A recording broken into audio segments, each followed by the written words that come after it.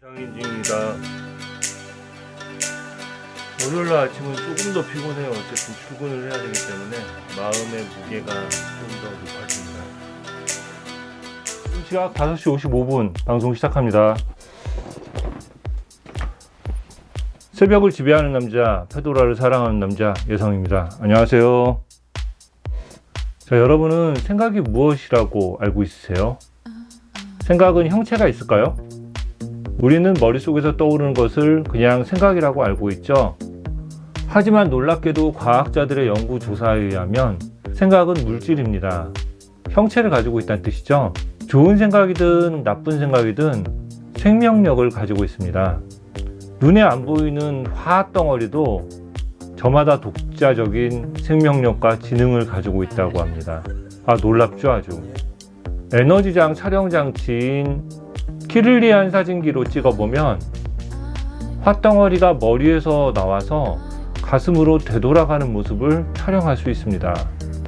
그러므로 화덩어리는 가슴에서 띄어내가지고 객관화시켜 바라봐야 하는데요.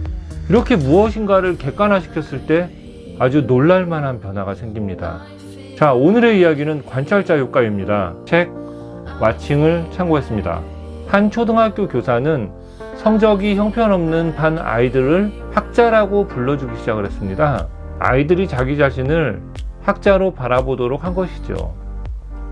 그 결과 1학년이 끝나갈 때쯤 아이들의 90% 이상이 3학년 수준을 뛰어넘는 읽기 능력을 갖게 됐습니다.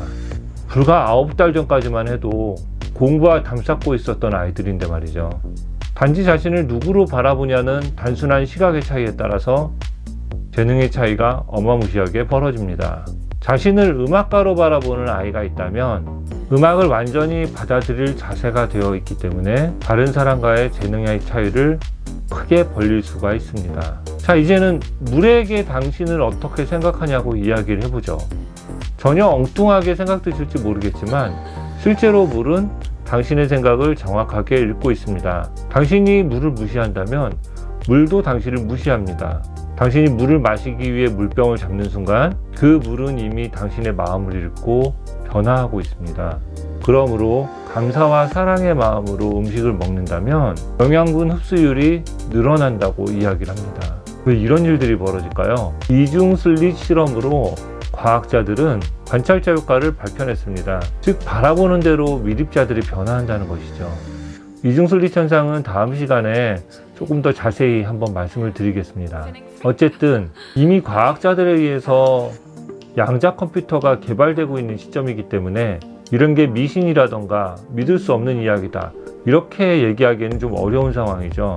과학자들이 밝혀낸 사항에 의하면 파동을 관찰을 하기 시작을 하면요 입자로 전환이 됩니다.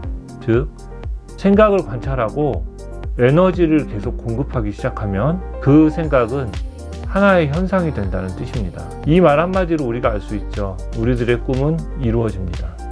그러므로 원하는 것을 적어놓고 그것을 매일 바라보면 꿈은 이루어집니다.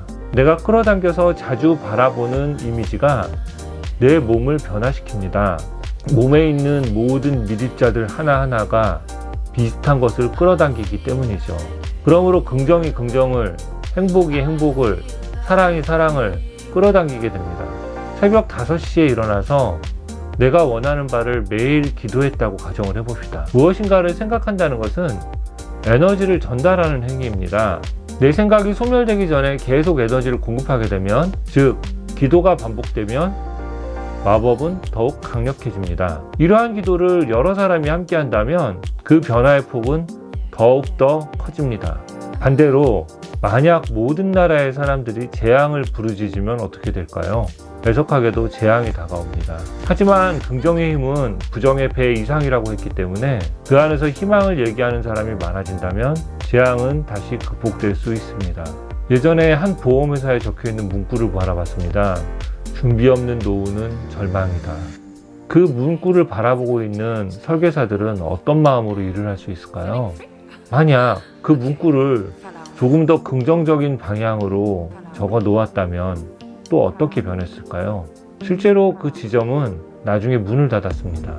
자신이 사용하고 있는 단어들을 유심히 살펴본다면요, 내가 부정적인 사람인지 긍정적인 사람인지 알 수 있습니다. 긍정적인 단어를 사용하는 것만으로도 관찰자 효과를 높일 수 있습니다. 하지만 언어는 우리의 생각을 지배하지는 못합니다. 심리학자 워런에 따르면 보통 사람들은 1분에 평균 최고 1300단어를 머릿속에 떠올린다고 합니다. 혼자서 수다를 떤다는 뜻이죠. 이런 생각들은 피상적이고 선명한 이미지를 남기지 못합니다. 반면 생각이 깊어질수록 마음속의 소리는 잦아들고 맑아집니다. 마음속에 선명한 이미지가 형성됩니다. 내면의 고요함을 얻게 되면 관찰자 효과는 더욱 커집니다. 생각이 깊고 선명해야 형성되는 이미지도 선명해지기 때문이죠. 꿈을 이루기 위해서는 마음속의 이미지도 선명해야 합니다. 내 모습이 뚜렷해진다면 꿈도 성큼 다가와 있을 겁니다. 오늘의 페도라TV 여기서 마치겠습니다. 최선의 선택으로 최고의 목표를 이루어가는 당신을 응원합니다. 도움이 되셨다면 구독과 좋아요로 저를 많이 응원해 주십시오. 감사합니다.